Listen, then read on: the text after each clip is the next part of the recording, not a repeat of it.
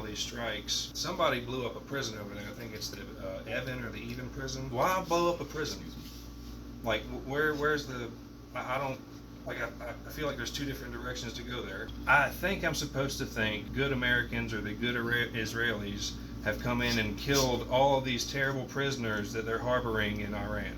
They're killing the terrible prisoners? Right. We need to kill all these bad guys so they don't try to, like, arm them and make them part of the guard.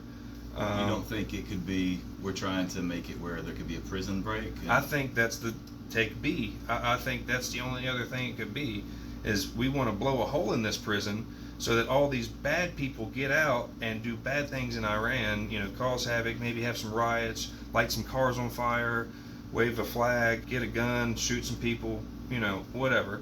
So I don't, what else could it be? It's either we're killing the bad people, or we're trying to let the bad people out so that they can terrorize your village, basically. Let the monsters out and let them run amok. So let me throw a third option out there for you. Okay. Leading opposition party member there, a critic of the current regime. In that prison? Yeah, okay. In that particular prison, Narges Mohammadi. It was an Israeli strike. If you perceived that as being the actual target, then perhaps Israel actually wants to continue the war, drag it out longer. I know they have a tradition of these short wars so they can kind of reset and regroup after they've accomplished X or Y or whatnot.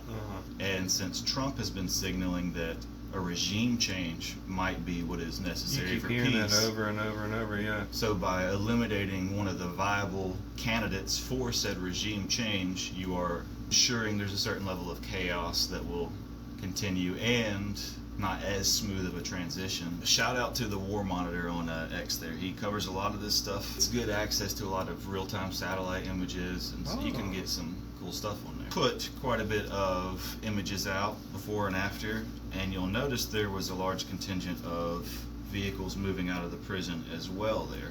So kind of like when before they hit the Iranian places, all those trucks left.